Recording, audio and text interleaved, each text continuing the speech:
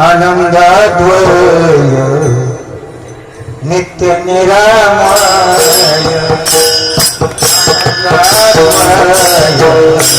नित्य निरामय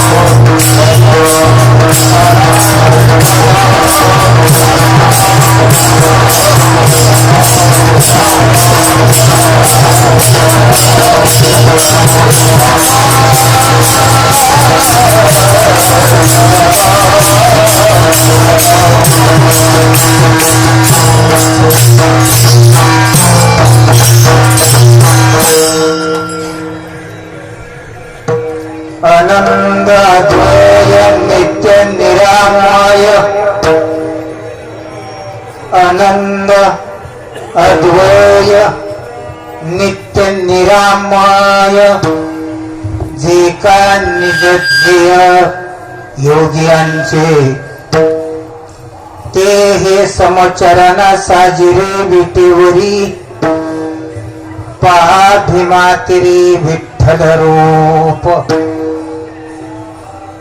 पुराणाशी वाढ श्रुती मिनती पार ते झाले साकार पुंडलिका ते हे समचरण साजिरे विटेवरी पहा भीमातिरी विठ्ठल रूप तुका मने जाते संकाधिक ध्यात तुका मने जाते संकाधिक ध्यात ते आमुचे कुलदैवत पांडुरंग ते हे समचरण साजिरे विटेवरी पहा भीमातिरी विठ्ठल रूप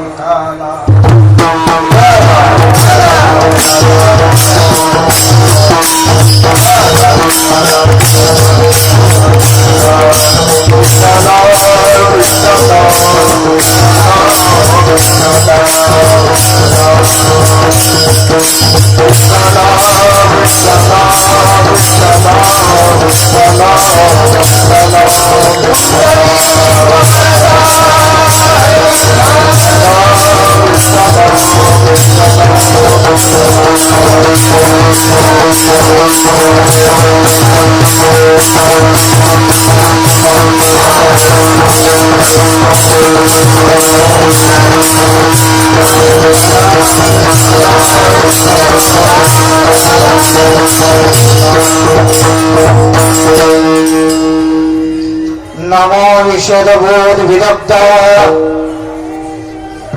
विद्या रवींद्र प्रबोधा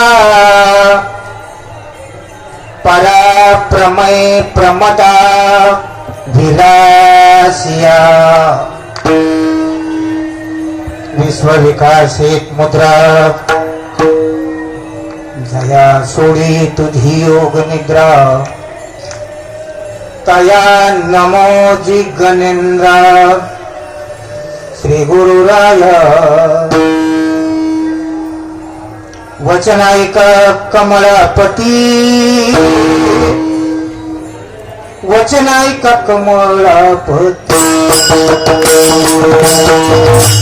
वचनायक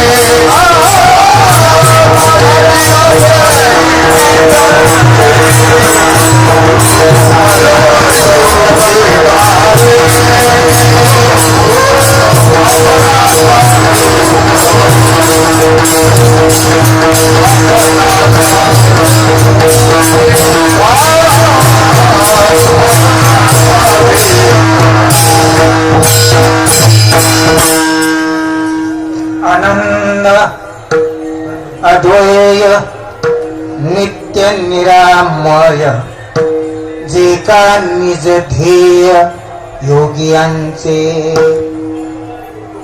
प्रस्तुत सेवेसाठी देखील अभंग. संत सम्राट संत शिरोमणी जगमान्य जगद्गुरु तुकोबरा या चारचरणाच्या अभंगामध्ये भगवंताची व्याप्ती कशी आहे आणि तो भक्तीने ऋणी कसा बनतो या दोन वस्तूचा निर्वाळा या अभंगामध्ये प्रतीत केलेला आहे.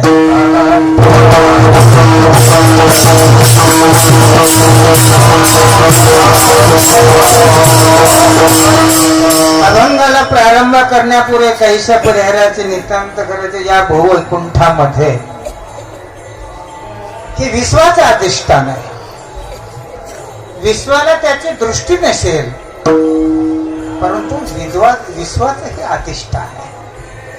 बऱ्याचशा गोष्टीचे ज्ञान नसताना माणसाचा व्यवहार होत असत.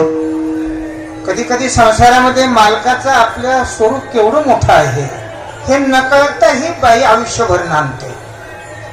परंतु मालक कळलंच असं मात्र सांगता येत हो. मालकाची स्टेज आहे, ती शक्ती जी स्टँड आहे ती बाईला कळलंच असं सांगता येत. तसे ह्या विश्वाचं अधिष्ठान विश्वाला कळलंच असं सांगता येत नाही.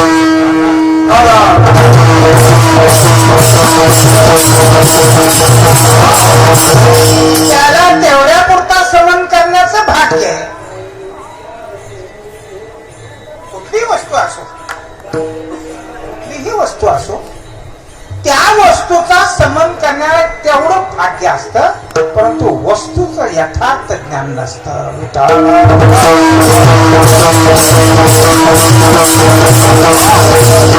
तुकोबांच्या पुढे हाच प्रश्न आहे की परमात्म्याची व्याप्ती केवढी आहे आणि आमचं भजन केवढं आहे. आमचं भजन केवढं आहे आणि देव केवढा आहे. देव केवढा म्हणण्यामध्ये विशेषण टाकलेले, प्रकार टाकले. पहिला शब्द टाकला आनंद. या जगतामध्ये जो नित्य स्वरूपाचा आनंद आहे तुम्हा आम्हाला आनंद प्राप्त करावा लागतो का आहे तो प्रगट होतो. आहे तो प्रगट करायला साधू लागतो.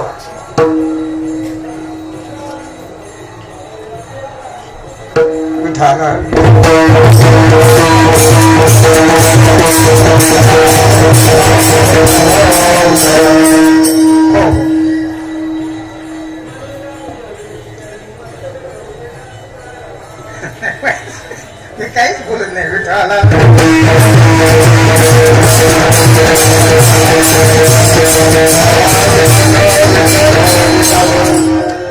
आणि सगळ्याच लक्षातच नाही आलंय आता कारण असं आहे मोठा माणूस फार उशिराच येत असतो.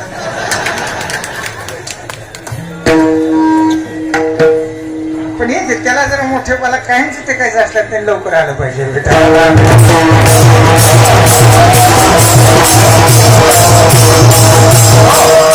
काय चालला विषय आपला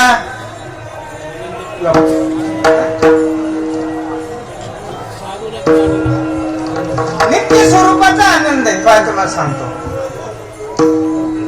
पृथ्वी घनवती आहे, गंधवती आहे, पृथ्वी गोड आहे, पृथ्वी आंबट आहे, पृथ्वी तिखट आहे.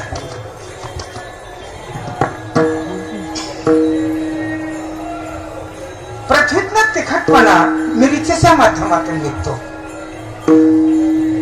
पृथ्वीचा गोडपणा उसातून निघतो आणि पृथ्वीतला सुगंध फुलातून निघतो. फुलातून आलेला सुगंध तुम्हाला वाटतो का पृथ्वीचा वाटतो.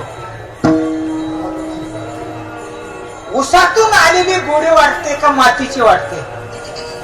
मिरचीतून आलेला तिखटपणा वाटतो का मातीचा वाटतो. विषयातून आलेला आनंद विषयाचा वाटतो का स्वरूपाचा वाटतो.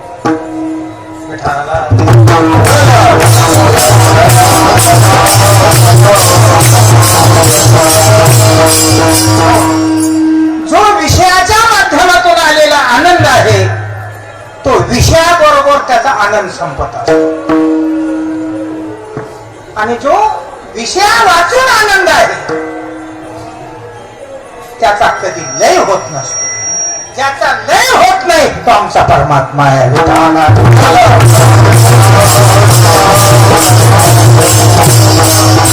आणि त्याचा लय होतो ते विषय आहेत. विषय संपत असतात.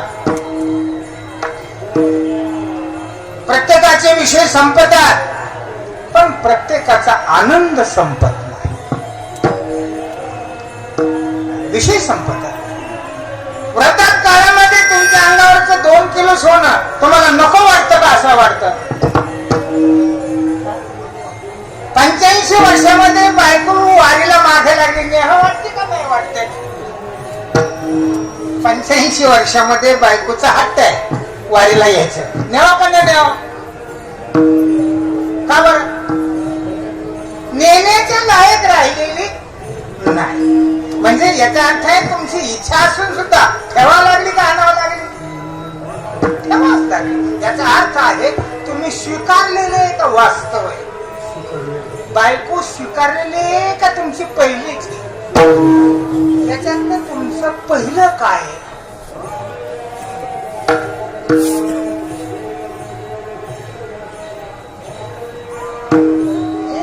तुम्ही स्वीकारलेलं आहे का वास्तव? बोला. जी वस्तू स्वीकारलेली तो विषय आहे, आणि जो विषय आहे तो नाश पावणारा आहे.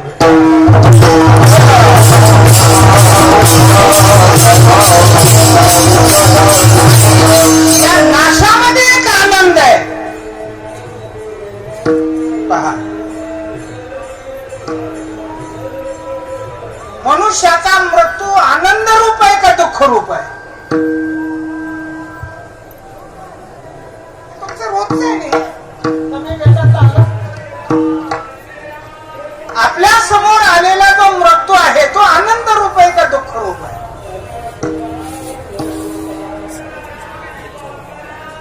बोला. मृत्यू आणि आनंद असू शकतो? असू शकतो. त्याचं कारण आहे मृत्यू कालामध्ये जे दुःख झालेले ते काल्पनिक आहे का वास्तव आहे? थोडं चिंतन करा. काय करा? चिंतन. तुम्हाला सांगतो, तुम्ही सगळ्यांनी कृपादृष्टीने पाहिलं माझं होणार आहे काय कीर्तन होणार आहे यातही सांगत बसत नाही. नाहीतर मी 1 तारखेपासून फक्त सलाईनावर आहे. फक्त आज जेवण केले 12 वाजता. बापू बरोबर. आणि ही जी शक्ती आहे ही व्यासपीठाची शक्ती आहे. माझ्या सगळ्या श्रेष्ठांची शक्ती आहे. परंपरेची शक्ती आहे. माऊली ज्ञानोबर आहे, तुकोबर आहे, परमात्म्याची शक्ती आहे. आणि ही शक्ती सर्वात आहे. ही शक्ती सर्वात आहे. पण सर्वांना भोगायची संधी प्राप्त होणं म्हणजे वारी.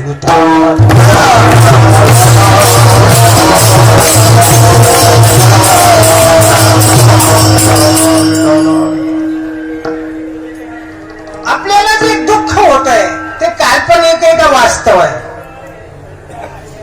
मला पटपट पटपट बोला. बोला. त्याचं कारण आहे काही कालामध्ये ते दुःख वजा होत. महाराज, दुःख वजा कशाने होईल? दारिद्र्य वजा कशाने होईल?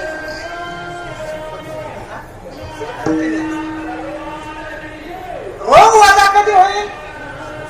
आरोग्याकडून होईल. तसं दुःख वजा कशाने होईल? तुम्ही ज्या दुःखाला स्वीकारलेलं आहे त्याही दुःखाची निवृत्ती जी करतो आणि ते आनंद आमच्या परमात्म्याचं स्वरूप आहे.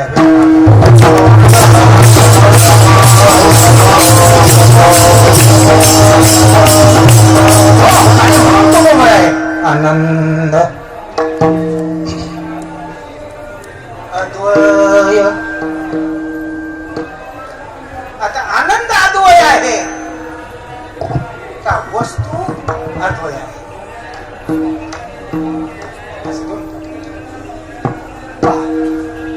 वस्तू भिन्न स्वरूपाने तिचा आनंद येत नाही. आनंद नावाची वस्तू दुसरी नाहीच, एकच वस्तू आहे. पुढे बोलू थोडं, रेकॉर्डिंग चालू आहे. तुम्ही जे दुःख भोगता तो आनंदच आहे का दुःख आहे?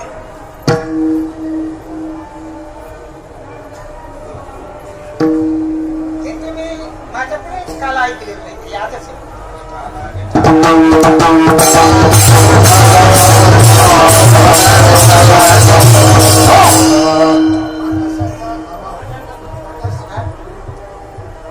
दुःख जे आपण बरोबर आहे, अभाव प्रगती, प्रकाशाचा अभाव, अंतराची प्रतीती. शास्त्राच्या सिद्धांताच्या दृष्टीने अभाव प्रतीती मानली. परमात्मा स्वरूपाचा केव्हा अभाव झाला तेव्हा जगाचा जर अभाव प्रतीती आहे तर परमात्मा स्वरूपाचा तुमच्या समोर कधी अभाव झालेला आहे तेव्हा या जगताचा आम्हाला प्रती आहे.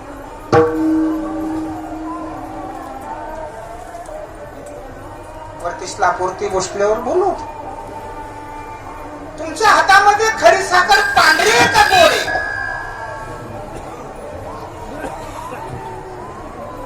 तुमच्या हातामध्ये खरी साखर आहे ती पांढरी आहे का गोड आहे? ही पांढरी गोड दिसते का सेपरेट गोड आहे? पांढरी गोडीच पांढरी दिसते का गोडी आणि पांढरेपणा दोन आहेत? वस्तू काय दिसते तुम्हाला? पांढरी दिसते का गोड दिसते?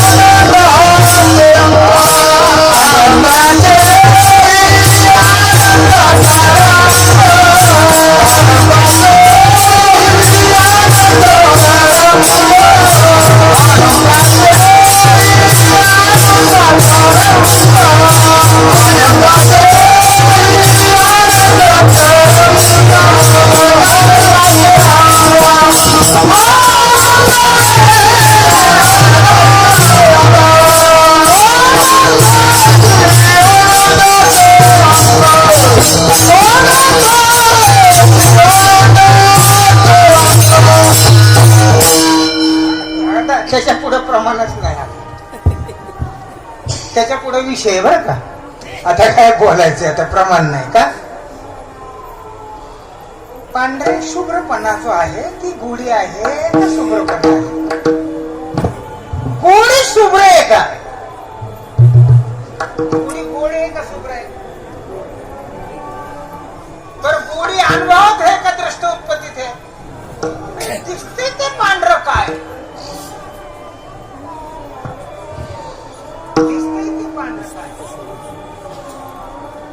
गोडी म्हणून तर गोड रूपाने दिसावी प्रत्येक आहे. गोडीचा प्रत्यय येत नाही म्हणून गोडीच दृष्ट होतेला शुभ्रपणाने. त्याप्रमाणे आनंदाचा परमात्म्याचा प्रत्यय येत नाही, प्रत्यय नाही असं नाही. वस्तू परमात्मा स्वरूपच आहे परंतु त्या स्वरूपाचा प्रत्यय येत नसल्यामुळे त्याच्यावर तुम्हाला पांढरेपणाचं जग प्रतीला आहे. तो तोच आहे, तो तोच आहे. कार्य की जे तैसी बुद्धी नो रे.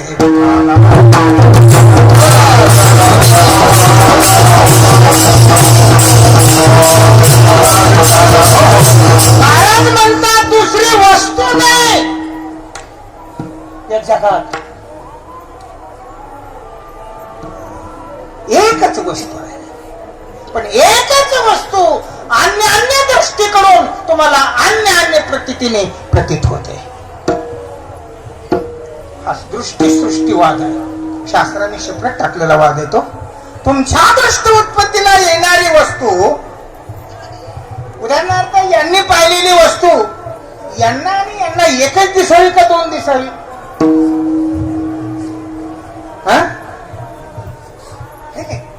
तुम्ही तुमची अर्धांगी पाहिली, तुम्हाला अर्ध तुमची अर्धांगी यांनी पाहिली, यांना कोण दिसली?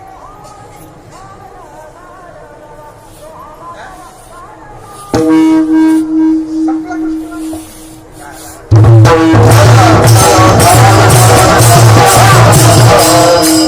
वस्तूला द्रष्टाकडून द्रष्ट्याच्या संबंधाने भिन्न प्रतीती आहे का वस्तू भिन्न आहे? भिन्न प्रती प्रतीती भिन्न आहे, वस्तू तेच आहे, ब्रह्म तेच आहे, प्रतीती भिन्न आहे बेटा.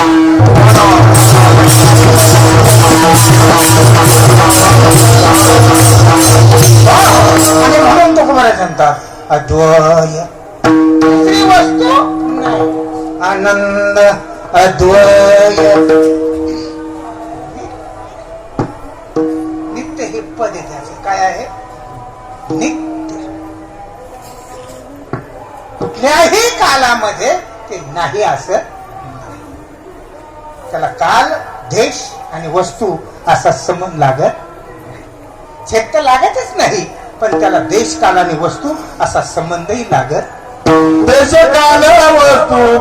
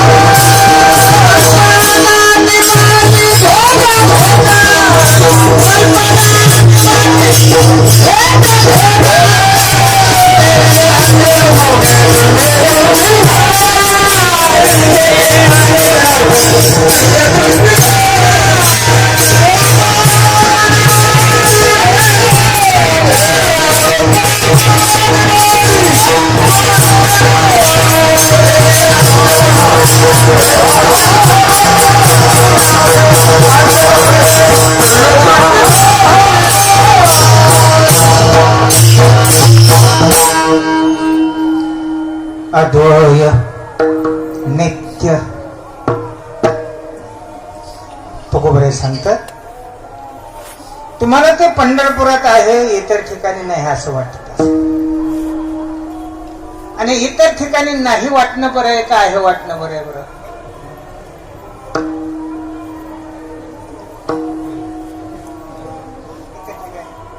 इतर ठिकाणी आहे असं म्हटलं की त्याला स्वरूपाचं ज्ञान म्हणतात, आणि एकाच ठिकाणी आहे असं म्हटलं की त्याला भक्ती म्हणतात.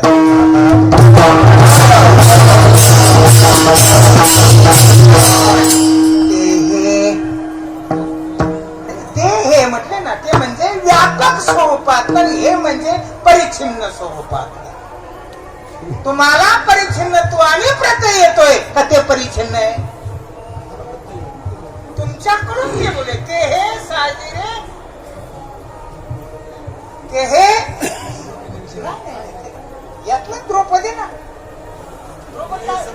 ते हे समजताना साजिरे विक्री.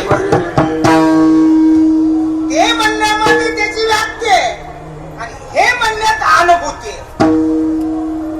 हे म्हणण्यामध्ये काय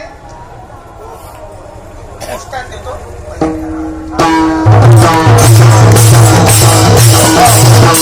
आणि महाराजांनी म्हणजे तो हा शब्दाची संगती लावली, आणि असे शब्द आपल्या सारखे समोर येते वाङ्मयामध्ये. भोंचा दृष्टांत आहे, गावडे भोंचा. गावडे भाऊंचा दृष्टांत साधा दृष्टांत असायचा. बऱ्याच लोकांना साधूच कळला नाही, कळलाच नाही साधू. ज्याला कळला ते भाग्यवान समजा. त्यांनी दृष्टांत दिला, एका बाईचा भाऊ मुंबईला राहतो म्हटलं. त्यांची फार गरिबी आहे, बहिणीची पण आहे. ते तिकडे कटोत काय काम करत असेल बिचारा. परंतु मुली, त्या आपल्या बहिणीला 2 मुलं म्हणून तो प्रत्येक शनिवारच्याला 3रा सोमवार आणि त्या दिवशी बरोबर मुंबईचा मेवा एसटीने पाठवायचा. आणि तो मेवा एसटी आली की ती आई आणायची आणि मुलांना ते मेवा वाटायचे. मेवा खाताना ते लहान लेकर डोळ्यातून पाणी आणून म्हणायचे, आई हा कुणी दिला खाऊ? ते आई सांगायचे, बाबा माझा एक भाऊ म्हणजे तुमचा मामा मुंबईला आहे. आम्ही दोघच बहीण भावंड. अडचणीमुळे तो मुंबईला गेला. मी इथं माझं लग्न झालं. त्याची माझ्यावरती खूप असं मोठा भाव आहे आणि सोन्यासारखे तुमचे माझे 2 मुलं पाहून तो प्रत्येक शनिवारच्याला मेवा पाठवतो. मेवा खायचं काम चालू आहे, मेवा खायचं काम चालू आहे. पण मामा पाहिले ना, 12 वर्ष निघून गेली आणि 12 वर्षांनी श्रीमंत झालेला मामाला असं वाटलं, आता आपली अर्धांगी आपले मुलं घेऊन बहिणीला भेटायला जाऊ. आणि म्हणून 4-व्हीलर गाडीमध्ये स्वतःची गाडी घेऊन मेवा घेऊन मामा दुपारी आई बहिणीच्या घरी आले. तर बहीण शेतामध्ये कामाला गेलेली होती. मुलं घरी होते. मुलाशी पाहायची त्या मामाच्या गाडीकडे. कोणीतरी आले असं वाटायचं, पण कोण आहे? दारात गाडी उभी आहे. 12 वर्ष खाऊ पाठवला, तोही खाल्लेला आहे. अंतकरणामध्ये भावही तयार झाला, पण ओळख नाही.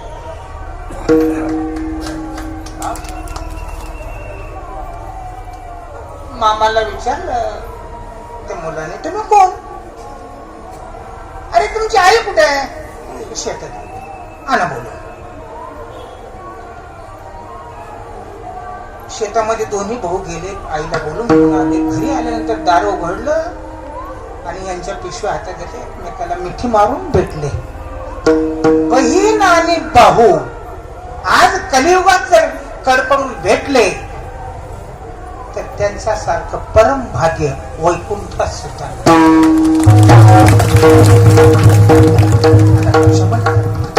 आणि ही स्थिती एकमेकाच्या गळ्यामध्ये पडून त्यांनी ओक्साबोक्षी पदराने डोळे पुसले आणि खाटावर बसल्यानंतर मुलाने विचारलं, आई कोण आहे ते? बाळांनो, 12 वर्ष प्रत्येक 3ऱ्या सोमवारी जो खाऊ येतो, ते जे खाऊ पाठवणारे आहेत ते हे मामा आहेत. जे ते आहे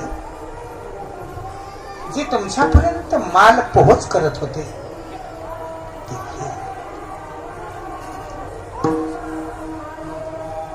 तस जे आनंद रूप आहे, जे आद्वैत स्वरूपातला आनंद आहे आणि जो नित्य स्वरूपातला आहे, तो आम्ही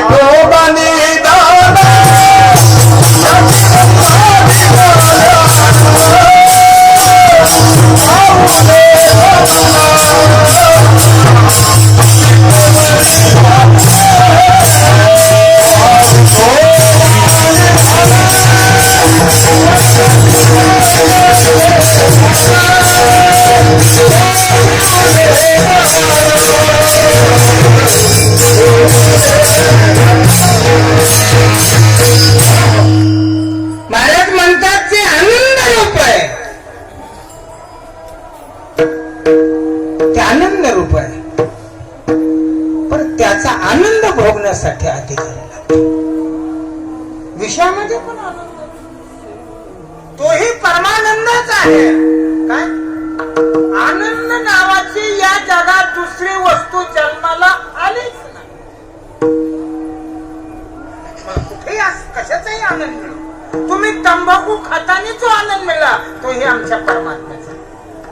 पण तुमचं डोकं तंबाखूच खाल्ले एवढा, तेवढ्या चोथे एवढाच मिळतो का परमानंद?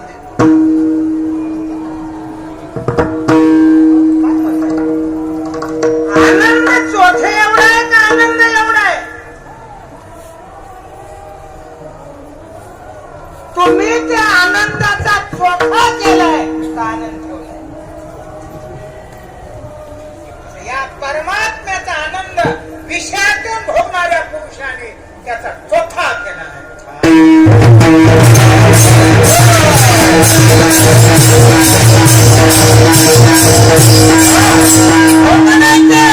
म्हशीच्या गळ्यात बांधलेला हिरा हिऱ्याचा चोथा केलाय का हिऱ्याचा वैभव ठेवले?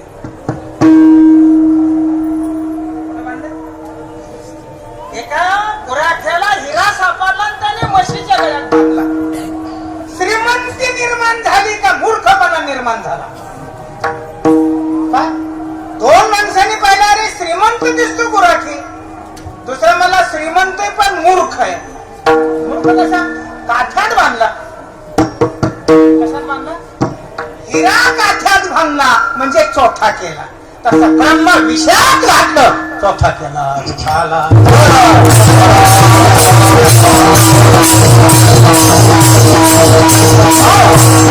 भारत म्हणतात नित्य स्वरूपाचा आनंद आहे. त्याला दुसरी जोड नाही. नाही आनंदाशी जोडा, त्याला दुसरा जोड नाही म्हणजे अद्वैत स्वरूपात आणि त्याला ओसर नाही म्हणून नित्य आहे. आनंद अद्वय नित्य निरामय. निरामय शब्दाचा अर्थ आहे ओतपोत आहे पण तो प्राप्त करावा लागतो. आनंद उत्पोत आहे पण प्राप्त करावा लागतो. म्हणून यत्न परम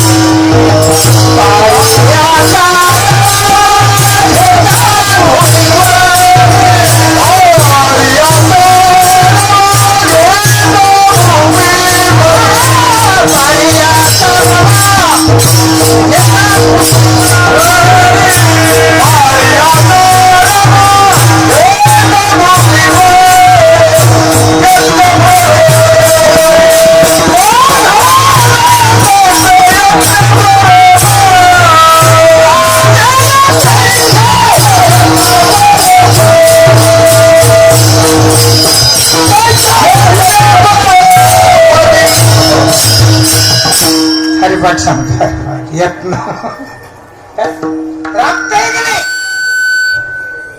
अप्राप्त आहे का वस्तू? पण हातात ये ना का? वस्तू प्राप्त नाही का? वस्तू प्राप्त आहे तरी तिची प्राप्ती होत नसते. हे सिद्धांत आहे. जी वस्तू प्राप्त आहे ती प्राप्त वस्तू प्राप्त करणे हाच पुरुषार्थ. असं नाही सांगायचं प्राप्त वस्तू प्राप्ती संभवत नाही म्हणून. वस्तू प्राप्तच आहे हे त्याचं स्वरूप आहे. प्राप्त वस्तू प्राप्त करणे हा पुरुषार्थ आहे. विठाला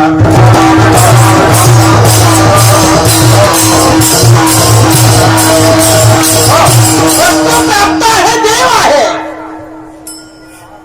पण वस्तू प्राप्त वस्तू हस्तगत करणे भक्ती म्हणतात आणि तो खरा पुरुषार्थ आहे. तुकोबराने या भंगामध्ये पुरुषार्थ सिद्ध केला. मला मांडायला तेवढा वेळ नाही हो. पुरुषार्थ जे का निज ध्येय योगियाचे याच कर्ण योग्याला सगुण स्वरूपाचं दर्शन दुर्मिळ आहे. काय करावं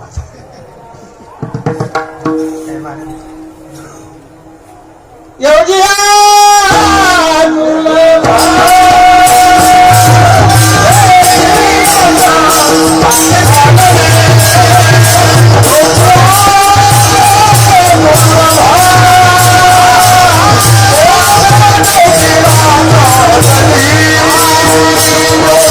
Oh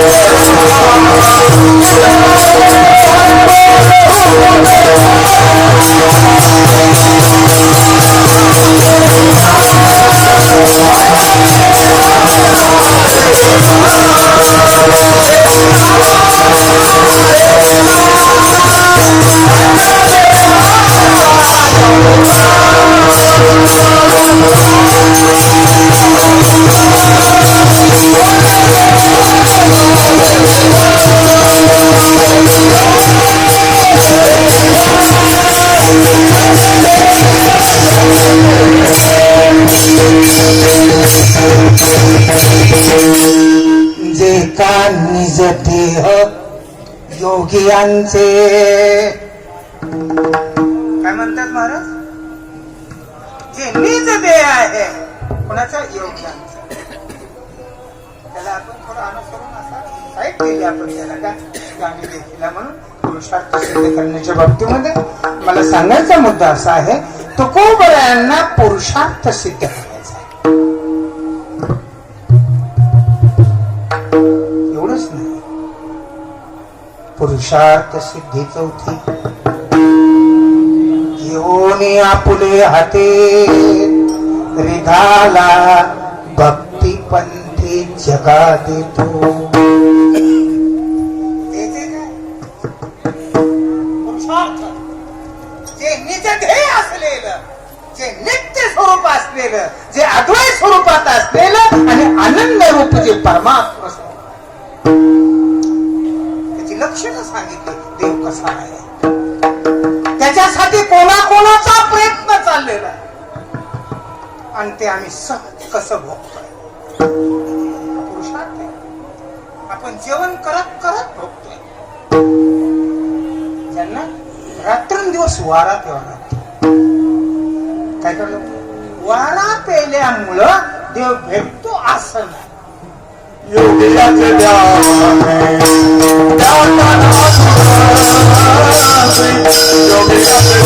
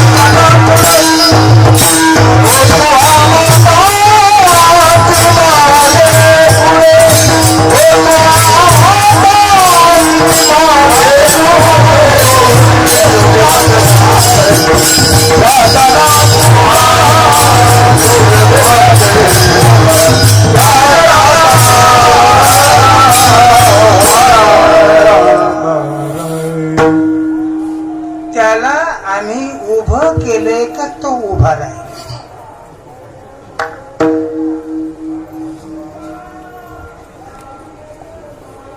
असं असलेलं परमात्मा स्वरूप त्याला आम्ही उभं केलंय का तो उभा राहिला.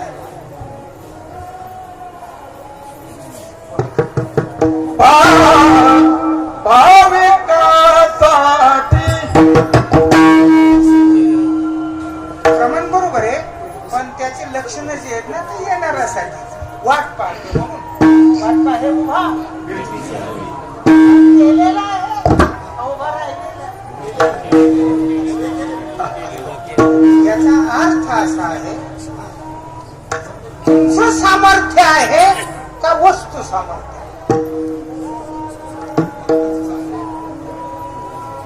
याचा अर्थ असा आहे,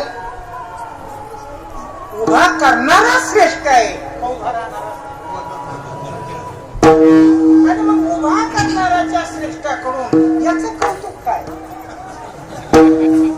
उभा करणारा श्रेष्ठ आहे तर उभा राहणाऱ्याचं कौतुक काय. याचा अर्थ आहे तो कोणाच्याने उभा राहत नाही, तो आम्ही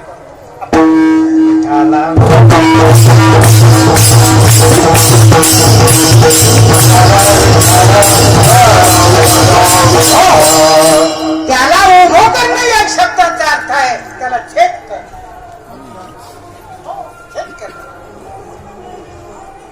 त्याला लहान बनवणं का मोठं बनवणं.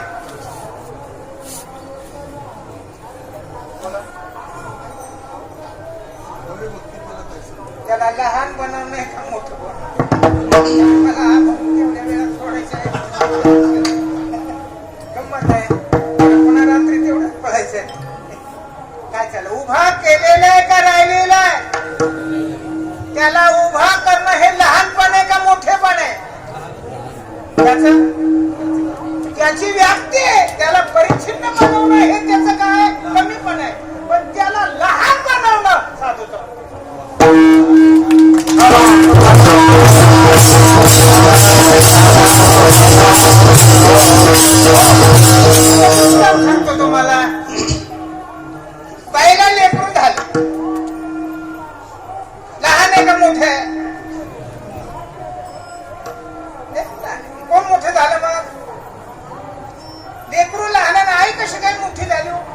बरोबर आहे ना? तुमचं ते बरोबर आहे, पण सगळेच बरोबर म्हणलं म्हणजे ते उभं राहायला मला चान्स मिळायचा नाही.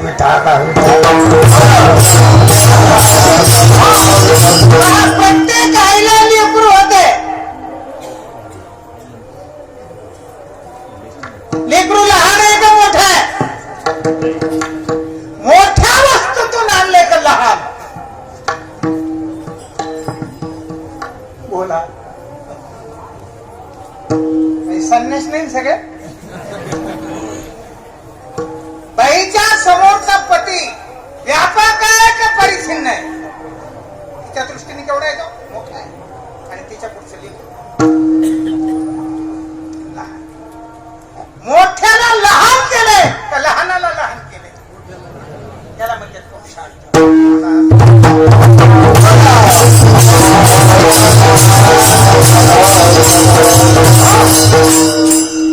म्हणजे पतीची सत्ता घेऊन आपल्या पोटात अपत्य जन्माला घालणं हे पोटाचं भाग्य.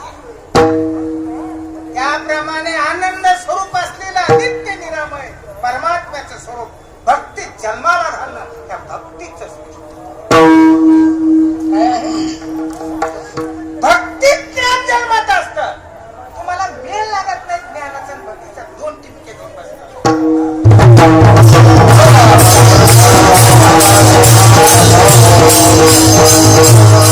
अरे बापाशिवाय लेकरू नाही का आईशिवाय लेकरू नाही?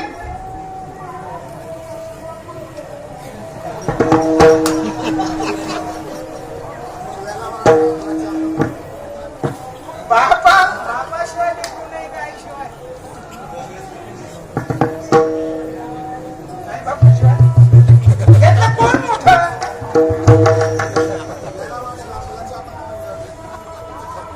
तर गंमत अशी आहे. बरं, मुलगा लहान आहे का मोठा आहे?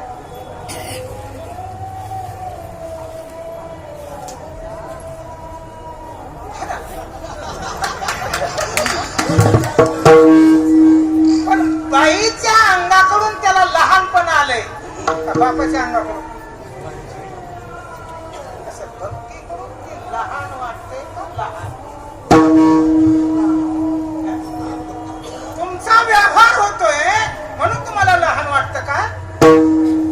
नामदेवाचा निवेद जेवतोय म्हणून देव लहान आहे का? भक्तीची व्याप्ती आहे का देव लहान आहे? आणि म्हणून तुकोबराय सांगतात भक्तीची व्याप्ती यानं परमात्म्याचं लहान.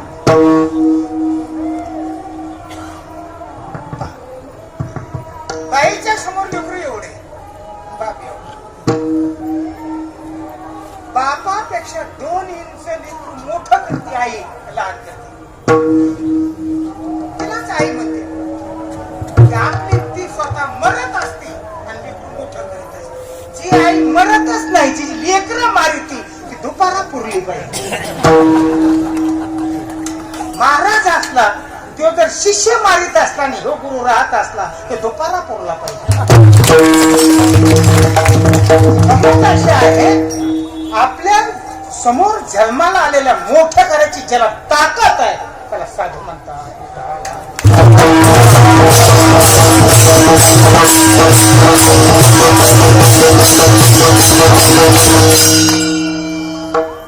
आईच्या समोर मूल मोठं होत. मुलाबरोबर आई मोठी झाली का लहान राहिली? मुलाबरोबर आणि पती बरोबर जेवढी मोठी आहे तेवढीच मुलाबरोबर. तसे जेवढी जगात परमात्म्याची व्याप्ती आहे तेवढी अंतःकरणाची व्याप्ती होत. तुम्ही आश्चर्य काय चालले तुमचं नेमकं बघा. देव केवढाही याला महत्व नाही, त्या एवढ्या मोठ्या परमात्म्याला आमची गौसनी घालणं.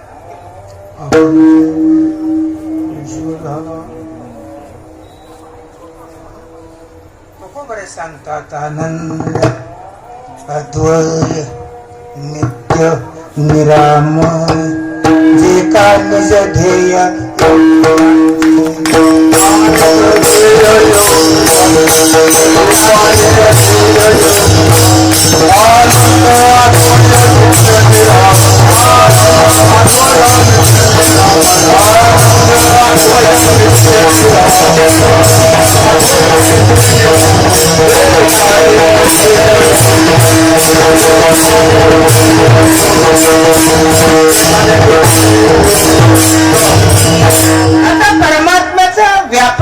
दर्शन झालं.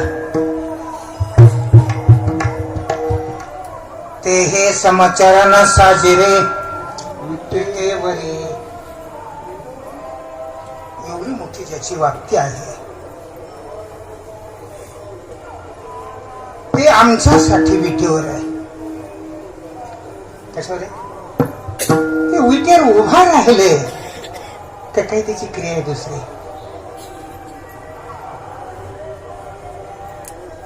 वाट पाहे उभा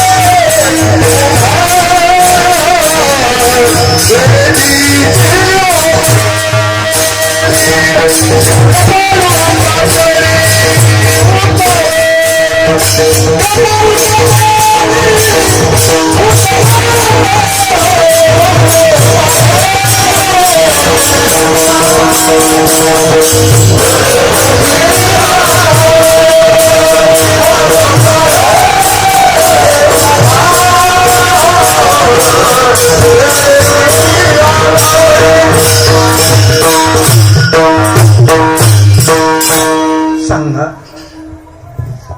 उभा राहिलेला देव आहे का ब्रह्म आहे?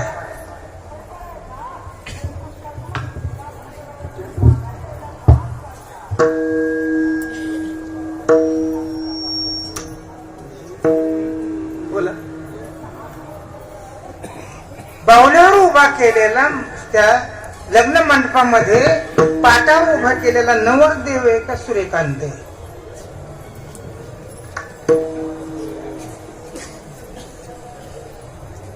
सूर्यकांत आहे. पण हळदला उभा केलेला नवरा आहे का सूर्यकांत आहे? साजरा केलेला आहे, नटवलेला आहे. तसा हा नटवलेला आहे का अंगाने उभा आहे?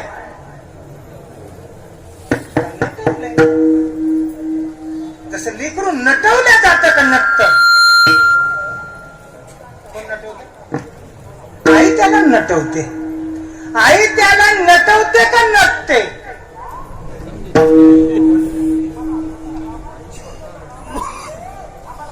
लेकराला आई नटवते का नटते? लेकराच्या नटण्याने नटते तर लेकरू पालथा घालून ही नटत बसते.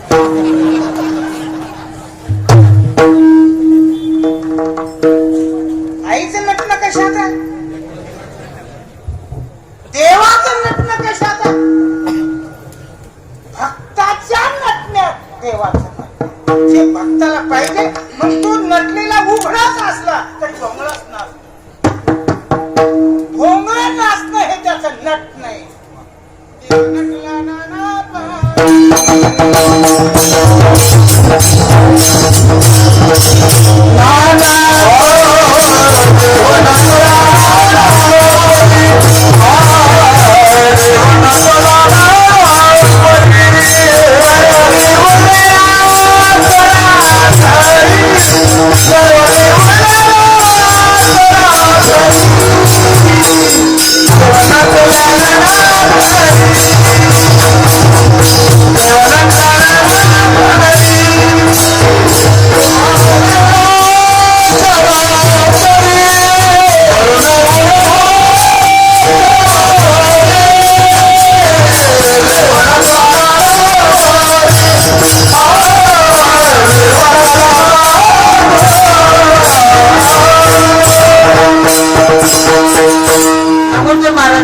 सांगितले. आता तुम्ही सांगा परी. तुम्हाला कोणत्या परीने सांगायचे? देव नटला नाना परी मग तुला कसं काय याचा अर्थ असा आहे तो नटलेला म्हणजे कृत्रिम सोंग घेतलेला आहे का वास्तव सोंगातला आहे. नटी या शब्दाचा अर्थ असताना गणप्या आणि दिसताना मोर याला म्हणतात नट. देव असा नटलाय त्या स्वरूपात नटलाय. देवाचं नटणं म्हणजे वस्त्रहीन किंवा नाचता नाचता देवाचा देवाचं नटणं आहे का पितांबर सावरणं हे निरुपाधिक स्वरूपातलं दर्शन भक्ताला देणं हे त्याचं नटणं आहे.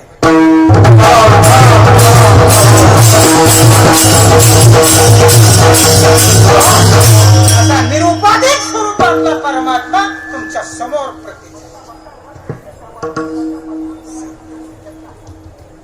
तो भावात आलाय का स्वरूपात आहे. भाव त्याचा आहे का तुमचा आहे. आणि नटला कोण भाव तुमचा आणि नटणं याला म्हणतात भक्तीचा पुरुषार्थ.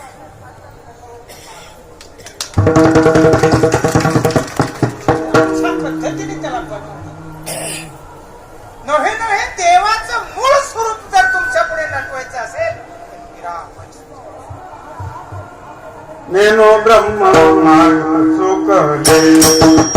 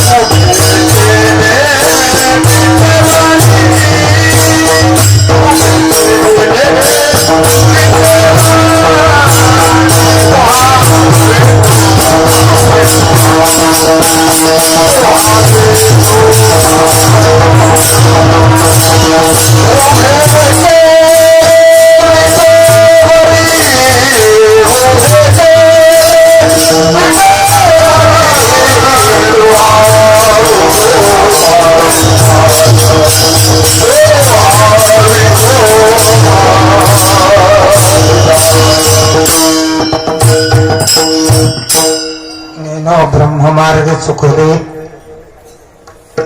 चुकलं म्हणजे कुणीकडे गेलं नाही ते त्याने असलेलं जे निरामय स्वरूप होतं त्याला सोडलं आणि या पंढरपूर क्षेत्रामध्ये केवळ तुमच्या आमच्यासाठी आला.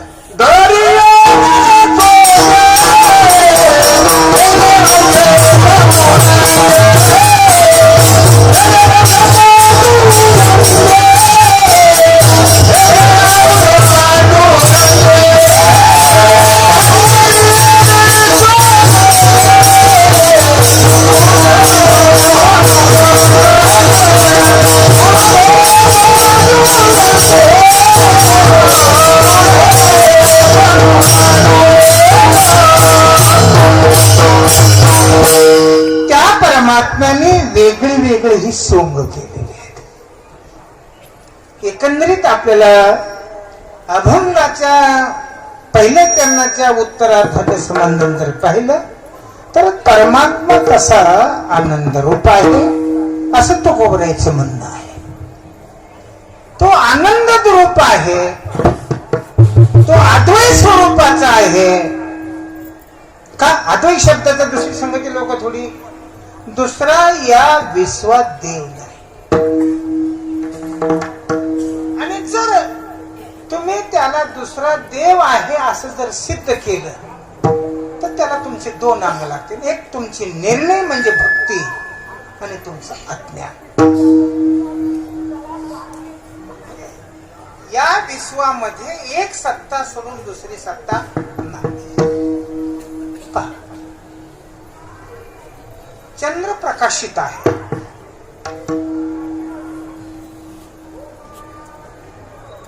चंद्र प्रकाशित आहे का कला प्रकाशित आहे? बोला.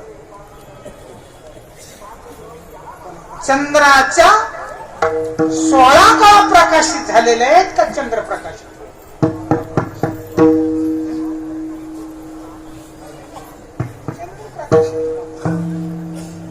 आणि तुम्हा मला चंद्राचा प्रत्यय येतच नाही. कारण ज्या वेळेला त्याच्यावरती प्रकाशत्व नसतं म्हणजे कला विकसित झालेली नसते त्यावेळेला त्याचं दर्शनच होत नाही. त्या दिवशी अमावस्या असते. 17व्या कलेमध्ये चंद्राचं दर्शन होतच नाही.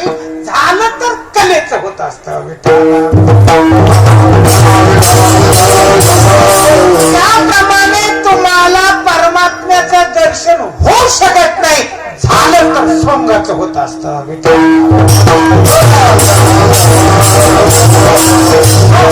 त्याच्यावर आलेलं हे सोंग आहे. त्याचं जे मूळ स्वरूप आहे त्याचं दर्शन 17व्या कलेमध्ये चंद्र कोणी पाहिला? 17व्या कलेत चंद्र नाही का दिसत नाही. चंद्र आहे पण दिसत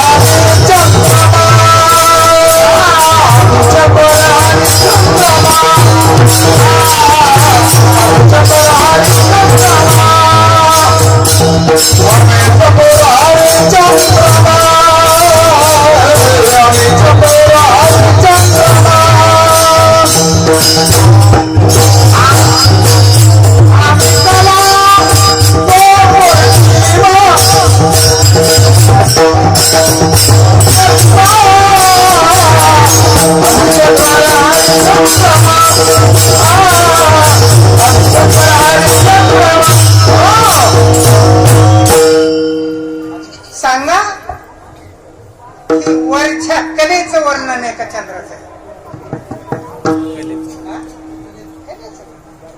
चंद्राचं वर्णन होऊ शकत? कोणी पण उभा राहून सांगा आम्ही चंद्र पाहिला.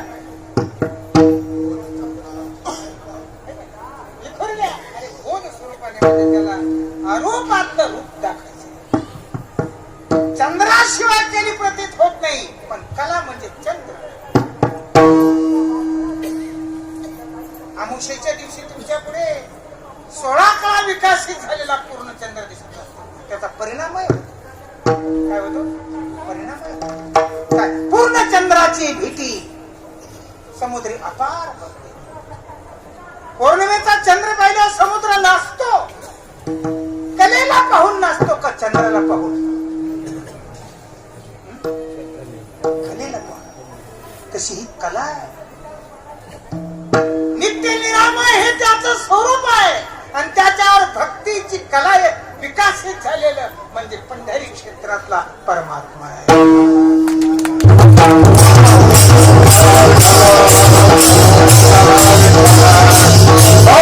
आणि ते असणारं परमात्मा स्वरूप पहिल्या चरणाच्या संबंधाने तुकोबाराने वर्णन केलं.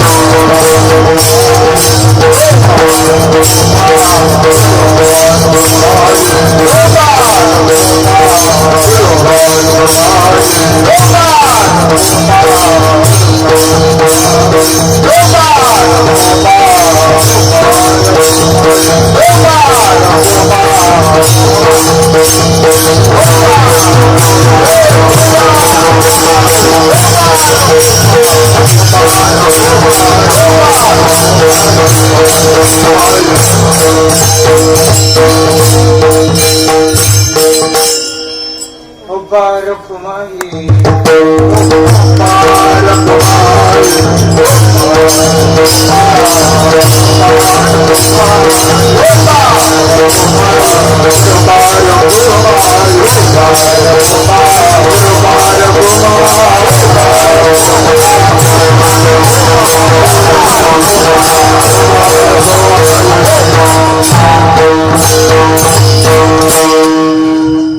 जे का निज ध्येय योगियांचे एकंदरीत तुकोबांनी सांगायची गोष्ट अशी आहे की जे अतिशय परमस्वरूप आहे ते स्वरूप आमच्या भक्तीला वेडेच आहे. भक्ती सुखे लाचावल किंवा वेडा झाला नाही, वेडा झाला लाचावला भक्तीशी अशा संबंध लक्षामध्ये. म्हणजे तो का वेडा झाला, काय वेडा झाला? जशी एखाद्या पदावर असलेली बाई, पदावर असलेली लेकरू मांडीवर घेऊन पाजत असताना तिच्यासारखं बोबड बोलते. कोणासारखं बोबड बोलते? लेकरासारखं आई बोबड बोलते. लेकराचं बोबड बोलणं आहे का आईचं बोलणं आहे? लेकराचं बोलणं आहे. आई अधिकारी आहेस अधिकारी, पण बोबड बोलते. याचा अर्थ आहे ती बाई त्या अधिकार पदाला विसरलेली आहे का आठवणारी? तिच्या त्या असणाऱ्या ऑफिसला, तिच्या त्या खुर्चीला विसरून बाई जशी लेकरासारखी बोबडी होती, त्याप्रमाणे आमचा प्रभू विसरला. त्याचं ब्रह्मपण विसरलं, त्याची व्याप्ती विसरली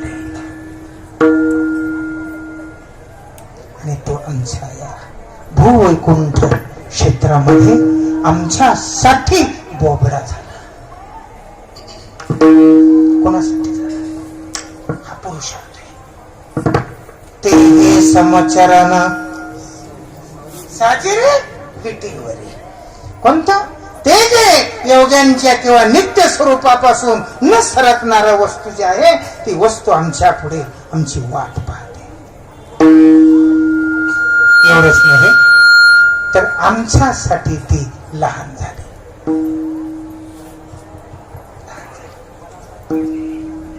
सांगा कोण करतो भजन? ही तुमच्यामध्ये जी चैतन्य शक्ती आहे ही कोणाची आहे? प्रकाशित झालेली आहे. तुमच्या अंतःकरणातून ही प्रकाशित झालेली आहे. समोर वैरभाव कुठल्या कसला प्रकारचा काम क्रोध लोभाधिकांना समोर विसरून तुम्ही तन्मय झाले. हे कशात?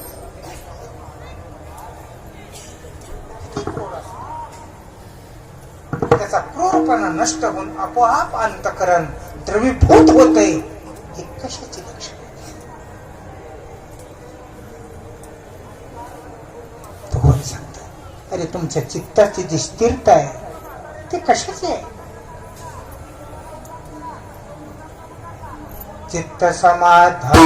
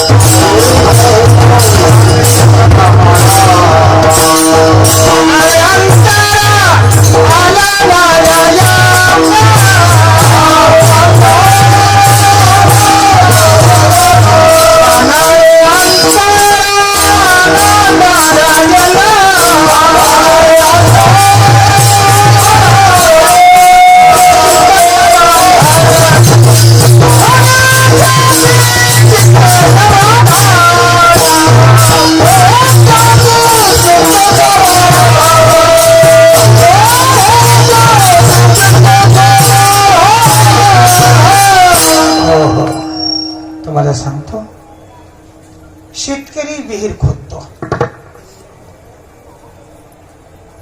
पैसा संपत आलेला आहे आणि पाणी लागले. त्याला खानदानी शेतकरी असेल तर रस्त्यावरची कोरडी माती घेऊन कामावरची मंडळी घरी गेल्यानंतर तो विहिरीत उतरत असतो आणि जिथे जिथे ओलावा आहे तिथे कोरडी माती टाकतो आणि तो निघून येतो. दुसऱ्या दिवशी काम सुरू व्हायच्या अगोदर मालक विहिरीत उतरतो.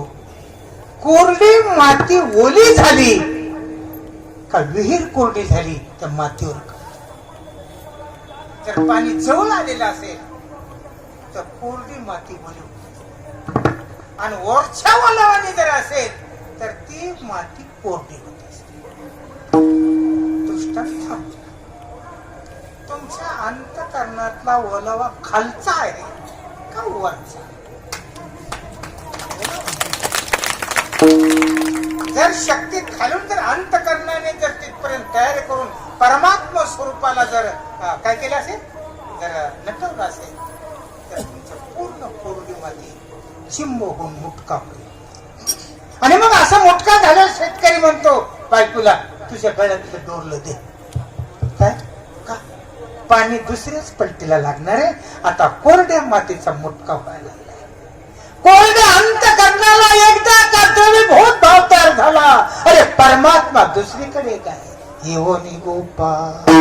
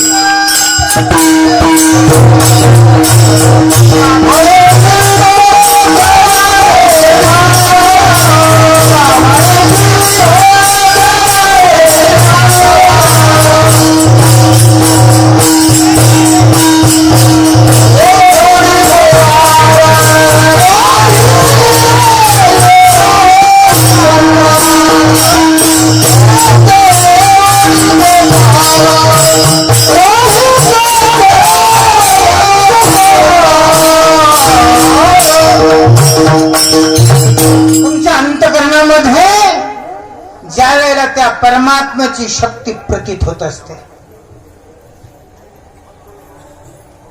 त्यावेळेला तुमच्या अंतःकरणाची स्थिती बदलत असते. नेत्री अश्रूंच्या धारा, नेत्री अश्रूंच्या धारा,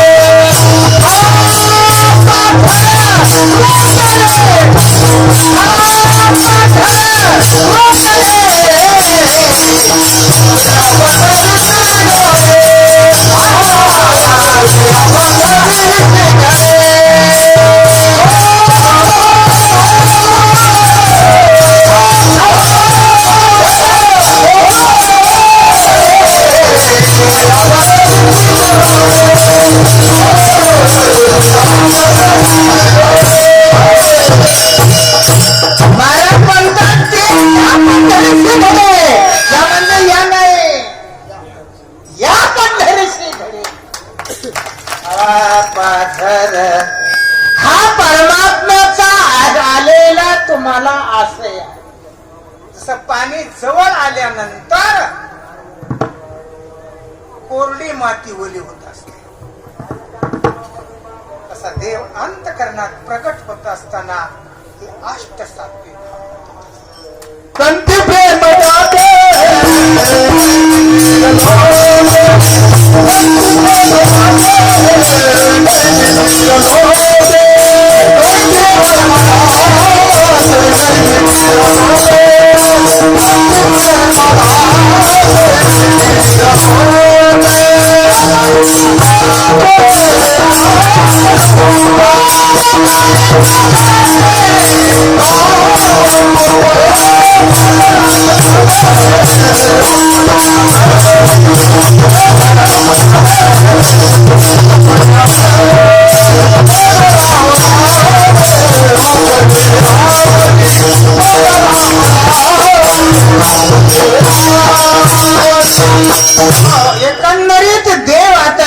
आमच्या पद्धतीने आम्ही त्याला भोगायला तयार केले. आमच्या पद्धतीने त्याला बनवतो आम्ही. त्याला कसा बनवायचा आहे तो आम्ही आमच्या भक्तीने त्याला नटवतो. तो जसा आहे तसा त्याला सापडणं अवघड आहे, पण आम्ही मात्र आमच्या भक्तीने त्याला भक्त केला तैसा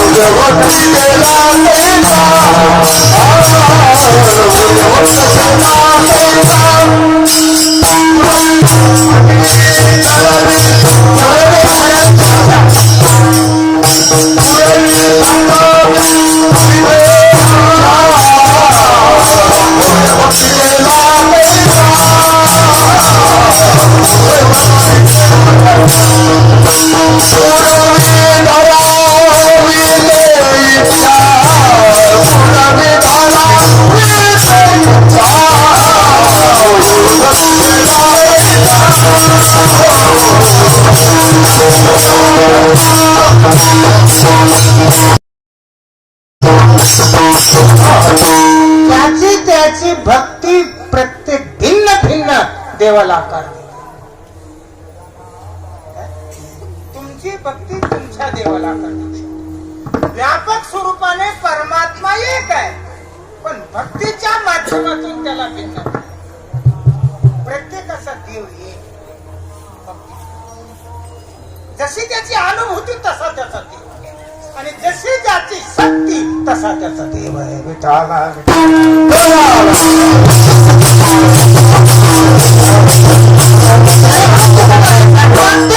समचरण साजिरे ही आमच्या भक्तीची शक्ती आहे. पाभिमात्रे विठ्ठल रूप, त्या स्वरूपाला विठ्ठल म्हणण्याची पद्धत आहे. त्याला विठ्ठल म्हणण्याची पद्धत आहे, त्याला राम म्हणण्याची पद्धत आहे, त्याला कृष्ण म्हणण्याची पद्धत आहे. ही आमची पद्धत आहे का त्याची पद्धत आहे? ही आमची. आम्ही त्याला कसंही समजू शकतो. त्याला काळा म्हणू शकतो. आम्ही काय म्हणू शकतो? काळा म्हणू शकतो. काळा म्हणजे काळा म्हणजे काय म्हणतात? साडा साबळा घे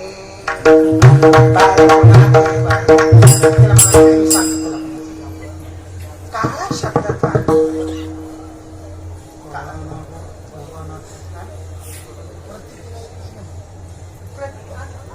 म्हणजे काळा सावळा घे म्हणते.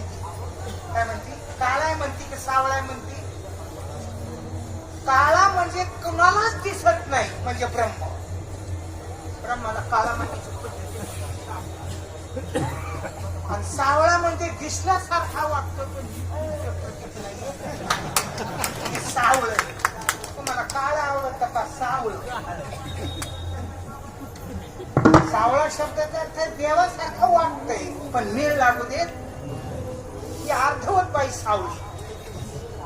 आणि काळा याचा प्रत्ययच येत नाही, पण काळा सावळा घे बाळ शब्दाने सिद्धी केली म्हणजे आमच्या अंतकरणाची तिलोरी आहे. विठाला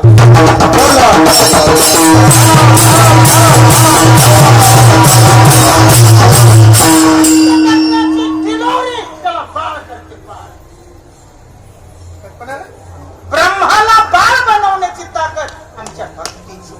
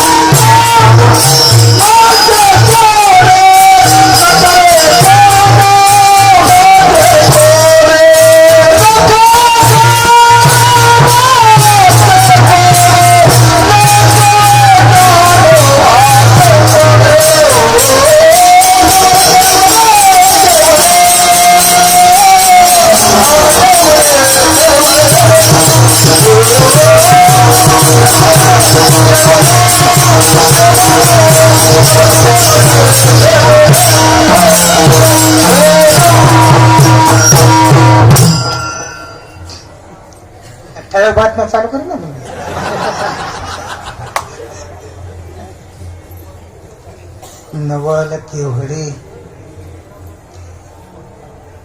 काय नवल आहे? अरे ज्याच्या सत्तेने सगळ्या जगाची तृप्ती होती त्याला घास घालते. हे तिचं बाळ आहे. कोणाचं? हे आमच्या यशोदेचं बाळ आहे.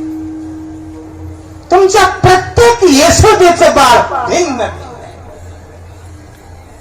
प्रत्येकाचं बाळ भिन्न आहे. ब्रह्म एक आहे पण बाळ भिन्न आहे. याचा अर्थ असा आहे, देव एक जरी असला त्यांची आमच्या अंतकरणाची भिन्न भिन्नता असल्यामुळे भिन्न भिन्न भक्तीने भिन्न भिन्न पद्धतीने आम्ही त्याचा अनुभव. अनंत रूपे अनंत वेसे साच्याचे, अनंत रूपे अनंत वेसे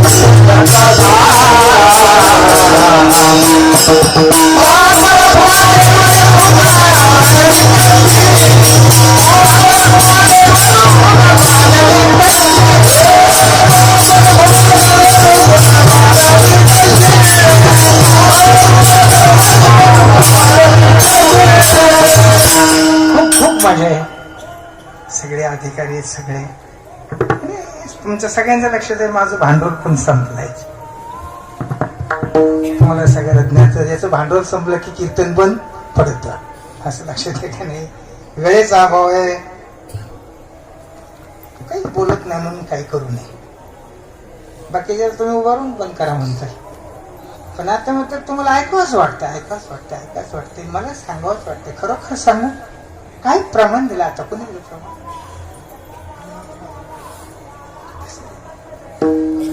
अनंत रूपे अनंत वेशी देखिले म्या त्यासी. माझा पुरुषार्थ आहे का? वेगळ्या वेगळ्या पद्धतीने त्याला मी नटवले. माझ्या अंतकरणाची काय आहे? शक्ती. आणि अंतकरणाची शक्ती त्या परमात्म्याला गौसन घालत असते. ज्याने अंतकरण देवाला वाहिलंय त्याचा देवपणा त्याने अंतकरणाला वाहिलेला असतो. विठाला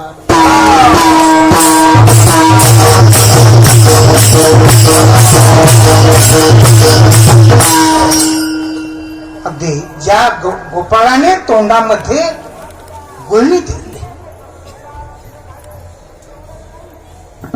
त्या गुळणीच्या भावाने आमच्या परमात्म्याने तोंड उघडलं आणि तोंड उघडून गुळणी तोंडामध्ये टाकली आणि गेल्यानंतर सांगितलं, अरे पेंद्या काय असं विषय होत?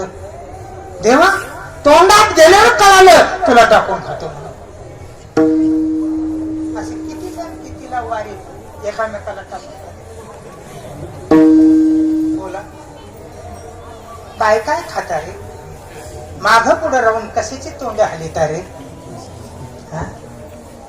आणि हे असलं अंतकरण घेऊन बरं ती इतका आंधळा आहे का माझ्यासारखा? मला काहीच कळत नाही मग त्यालाही काहीच कळत नाही का? म्हणजे आपल्यातले आपल्यात कळत नाही का त्याला कळत नाही?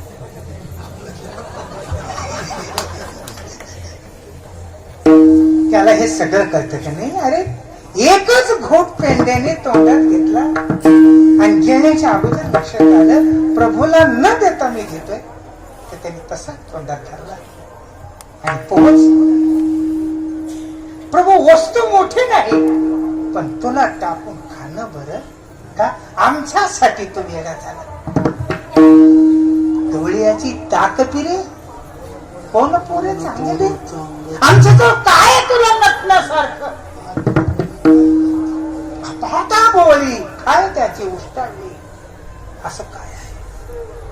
अरे ते नामाचे चिंतन गडे कानोबाचे ही स्थिती आहे आणि ही स्थिती त्या माध्यमातून तुमच्या आमच्यापर्यंत आली. लक्षात आलं? आपल्या अंतकरण वृत्ती त्या परमात्म्याशी कशी एक होईल, तो देव आमच्या अंतकरणासाठी कधी वेडा होईल, ही स्थिती आपल्या अंतकरणात बाळगली. हीच खरी आपली मुक्तता आहे. हाच आपला पुरुषार्थ आहे. हीच खरी आपली भक्ती आहे. देव अंतकरणात येऊन तुमच्या अंतकरणाची स्थिर स्थिर अशी स्थिती ज्यावेळेला होईल त्यावेळेला खरा पुरुषार्थ खरं फळ तुमच्या हातात आलं असं सिद्ध होत असतं. तेव्हा आपल्या अंतकरणाला दाबून देऊन परमस्वरूपापर्यंत जाऊपर्यंत कुठल्या प्रकारचा त्याला वेगळा रंग लागतो का आणि म्हणून तुकोबरेने सांगितलं नको नको ब्रह्मज्ञान नको म्हणजे निषेध नाही केलेला नको आत्मस्थिती का तर तू आणि मी हा दोघातला संबंध वेगळा होऊ देऊ. तू भक्त तू देव मी भक्त ऐशी करी याच्याशिवाय दुसरं नकोय. आणि या भक्तीच्या माध्यमातून हा असणारा परमात्मा आमच्याकडे साकारलेला आहे. आणि तुकोबरे सांगतात ते आता न जाणार स्थिती आहे. आता या भूवैकुंठापासून सोडून सनी तो आता वैकुंठात राहू शकत नाही का राहू शकत नाही. आणि जरी त्यांनी राहायचा प्रयत्न केला तरी आम्ही त्याला राहू देणार त्याची जरी इच्छा झाली तरी आम्ही त्याला राहू देणार नाही. एकंदरीत असं आहे जोपर्यंत चंद्र सूर्य आहे किती वेळा बघतील नाहीसे होतील आणि उगतील पण आमचा प्रभू आमचा साधू आमची भक्ती आमचं प्रेम आमचं ज्ञान आमचा बोध आमची परंपरा नित्य राहणार आहे. आणि म्हणून या परंपरेमध्ये अनेक संप्रदायाच्या माध्यमातून तुमचा आमचा प्रवेश पंढरी क्षेत्रामध्ये झालेला आहे. आपण भाग्यवान आहोत की या पंढरी क्षेत्राचे वारकरी बनलो. या असणाऱ्या अनाहत पद्धतीने चाललेल्या अहम ब्रह्मास्मी वाक्याचे आम्ही चाहते ज्याच्यासाठी वेद उपनिषद श्रुती वेडे झाली ते असणारं महावाक्य परमवाक्य जे आमच्या माऊली ज्ञानोबराच्या कानावरती पडलं. जे वाक्य सुख सनकादिक नारद तुंबाराच्या कानावरती पडलं. सनकादिकाच्या कानावर पडण्यासाठी प्रत्यक्षात भगवंताने अट्टहास केला आणि त्यांच्या कानाची तृप्ती केली. सनकादिक व्यास वशिष्ठ स्वरूप संप्रदायाची मंडळी चैतन्य संप्रदायाची मंडळी प्रकाश संप्रदायाची मंडळी आणि आनंद संप्रदायाची मंडळी या चार संप्रदायाच्या माध्यमातून या विश्वाला एक संप्रदायाचा आकाराला आला आहे. हे आमची वैष्णव मंडळी ज्याला वारकरी म्हणतात हे आमचे चार संप्रदायाची मंडळी मिळाले चतुष्ट वारकरी.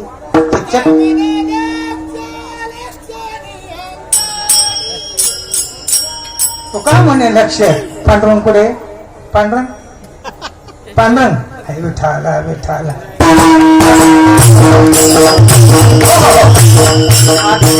मी काय केलं बरं का आता ते अनावधानात त्यांचं झाले आणि आता त्यांना नाही सोड पण त्यांनी लक्षणांतरित केलं. गमत आहे चतुष्ट शब्दाचा अर्थ आहे चार संप्रदाय चार संप्रदाय आणि या चार संप्रदायाने युक्त हा महाराष्ट्र. आम्ही कोण आहे ते आम्हालाच माहित नाही. आम्ही दुसऱ्यालाच वारकरी वारकऱ्याला बी आम्ही वारकरी हे माहित. तुम्ही सांगा वारकरी वारकरी म्हणजे काय कोणता वारकरी सांगतो पण मला घेऊन सांगा कुठल्या वारकरी सांगा आम्ही वारकरी म्हणजे काय.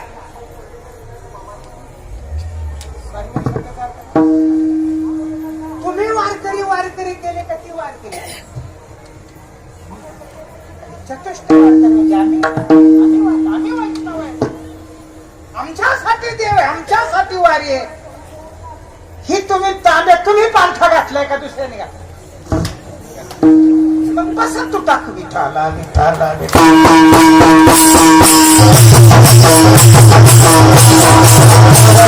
पंढरीचा वारकरी मी आहे वारकरी दुसरा आहे. वारी करायची आमच्यापासून शिका. ज्ञानेश्वरी वाचायची आमच्या संप्रदायातून शिका. तुकोबरायांची गाठ्याची संगत ते आमच्या संप्रदायातून शिका. अंतकरणाची स्थिरता कशाल ते आमच्या संप्रदायातून शिका. गुरुनिष्ठपणाने सेवा करण्याची जी शक्ती आहे ते आमच्या संप्रदायातून विचार. प्रेम करण्याची जी शक्ती आहे ते आमच्या संप्रदायातून सगळी गोष्ट आमचा संप्रदाय जगवतो आणि वारकरी तुम्ही दुसरे म्हणता. देव आमचा,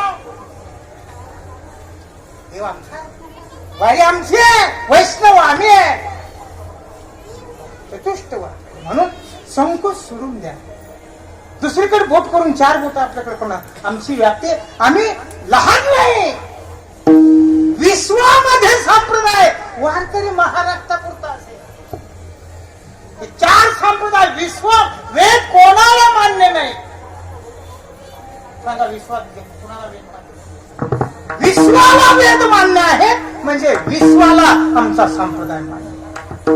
एवढीशी काय पुंजी दोन गोष्टी. अभ्यास करा, निर्णय करा, श्रद्धेने प्रेमाने, उगाच सहज बोलू नका. जर तुम्ही अभ्यास केला, तुम्ही जर त्याची संगती केली तर तुमचा एवढा आज व्याप्ती अंतकरणाचा या पृथ्वीवर दुसरा कोण नाही. पण तुमची आमची खेचाखेचीची खेचण्याची संगत तुम्हा आम्हाला संप्रदायाला खाली आणते. समजून घ्या. एकत्र अधिकारी एकत्रित बसा, वाद संवाद करा आणि वाद संवादातून जे निर्माण होईल ते संप्रदायापर्यंत पोहोच करा. मग तुमचा पुरुषार्थ आहे. वाद संवाद कुचकुच माग करू, बैठकीत बसा, निर्णय करा, सिद्धांत शोधा आणि निर्णय करून हातात द्या. निश्चित फल प्राप्त झाल्याशिवाय राहणार नाही. अतिशय खूप शक्तिमान अधिकारी, अरे सगुण साक्षात्कारी म्हणजे विधी अवस्था ज्या संप्रदायाने भोगली, माई सारखा अधिकार विधी अवस्था, विधी अवस्थेने तोंड दाबलं तरी आव्हानी चालूच. तोंड दाबून काही गाथे प्रकाशित झाले, तोंड दाबू.